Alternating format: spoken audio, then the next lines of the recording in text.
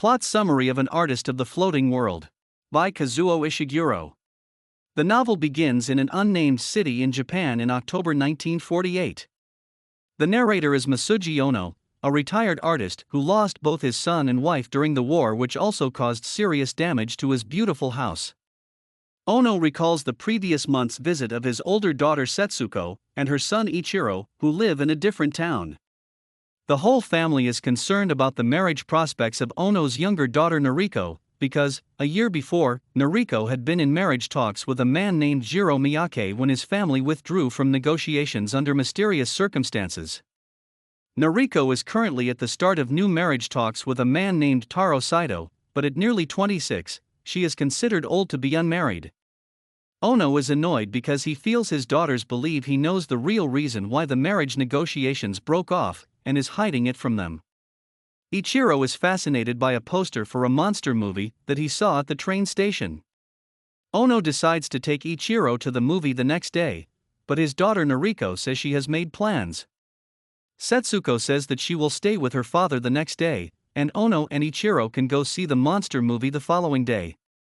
The next day, Setsuko says to her father that it may be wise to take precautions to prevent certain facts about his past from coming into the hands of the Saito family when they investigate the Ono family background. The day after that, Ichiro and Ono go to the monster movie. On the way there, they run into Taro Saito's father, who tells Ono that he has discovered they have a mutual acquaintance, Mr. Kuroda. Ono intersperses reflections about the past and present into his account of Setsuko's visit. He describes the time he spends at Mrs. Kawakami's place, the last bar standing in an area that had been a pleasure district with a number of bars and restaurants in the years before the war. There, he and his former pupil Shintaro reminisce with Mrs. Kawakami about the old days. Ono also recounts his role in bringing the pleasure district into existence. As a prominent artist, he had written to the authorities and gotten them to place their support behind a bar. The bar, called the Migi-Hidari, became a place where Ono and his students often drank and talked about the role of their art in building a great new future for Japan. Ono also recalls an incident from his own childhood when his father told him he would disgrace the family if he became an artist, and then burned Ono's paintings.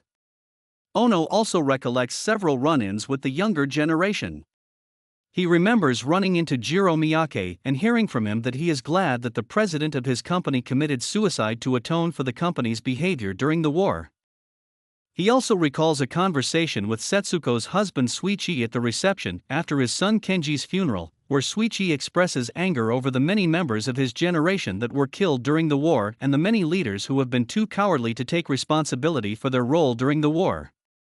Finally, Ono describes his first visit to an old colleague to make sure nothing from his past gets in the way of Noriko's marriage. He visits his old colleague Matsuda, who has been ill, in the Arakawa district.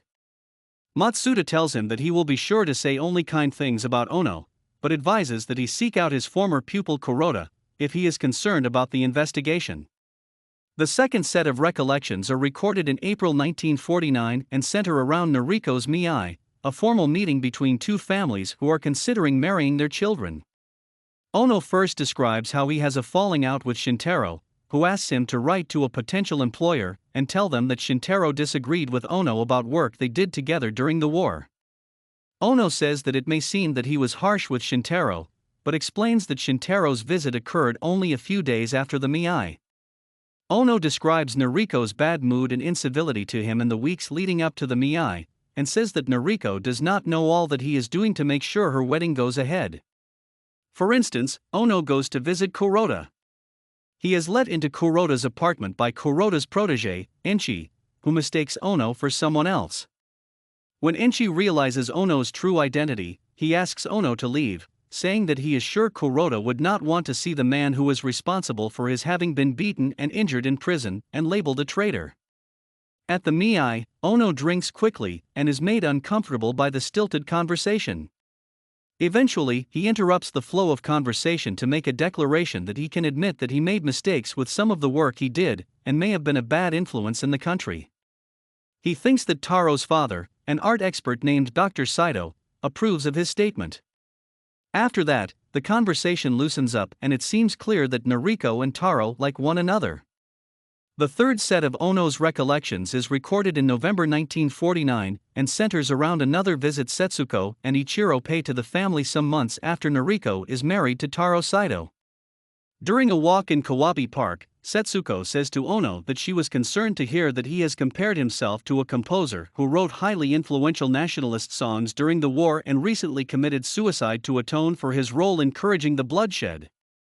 Ono tries to reassure his daughter that he is not considering suicide, but she says other things that he finds upsetting. Setsuko says that he did beautiful work, but it was not at all responsible for influencing anything during the war. Ono points out that, the previous year, she had seemed to think his career a great liability in Noriko's marriage negotiations. Setsuko says she does not remember any such conversation. Ono is shocked and points out that he made a statement during the Miai as a result of her comment. Setsuko says that Noriko and the Saitos all found his declaration very puzzling. Ono defends his statement as appropriate, explaining that Dr. Saito was familiar with his wartime work and seemed to appreciate hearing that his position had changed. Setsuko says that she believes that Dr. Saito was not even aware that Ono was an artist. Later that day, Ono takes his grandson Ichiro on an outing and promises that he will get Ichiro a taste of sake that night at dinner. That night at the home of newlyweds Noriko and Taro, Ono tries to convince Setsuko to allow Ichiro to taste some sake, but Setsuko refuses. During the dinner, the younger generation discusses how happy they are with the new American-style leadership at the corporations where they work. After Ichiro goes to bed, Ono says to Taro that it is a shame that Dr. Saito and he were not better acquainted sooner, since they both worked in the art world and knew one another's reputations. Taro agrees with this and Ono looks to see how Setsuko is responding, but she does not seem to register this at all. Ono intersperses a variety of reflections about his past in his account of this conversation with Setsuko and his reactions to it. He recalls the moment 16 years before when he moved into his home and, he says, Dr. Saito approached him and said how glad he was to have an artist of his stature in the neighborhood. He also looks back further into his past, recalling his relationship with a fellow artist nicknamed the Tortoise, who worked with him at Master Takita's firm in 1913 or 1914, producing Japanese paintings for export to foreigners.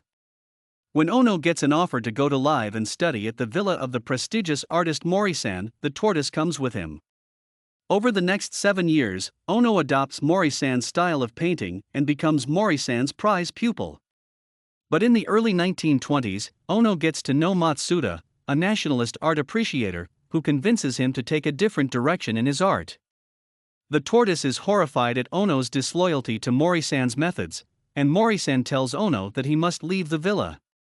Ono reflects how gratifying it was that, in later years, his own career took off and Mori-san's declined. The final set of recollections is set in June 1950. Ono reveals that he has learned of Matsuda's death and recounts the visit he paid to Matsuda the month before. On this visit, he tells Matsuda that both Noriko and Setsuko are now pregnant and that it will soon be 5 years since his wife Michiko's death. Matsuda says that they were two ordinary men who made a marginal contribution, but Ono says that he believes Matsuda actually feels proud of his life's work. Ono compares himself and Matsuda to the Tortoise to Shintaro, saying that he and Matsuda can be proud to have boldly tried to do something ambitious that they believed in, while the Tortoise and Shintaro have never tried to rise above mediocrity. Ono also describes how the area that used to be the pleasure district is now full of office buildings. He sits on a bench outside one of these buildings and looks at the enthusiastic young office workers, whom he wishes well.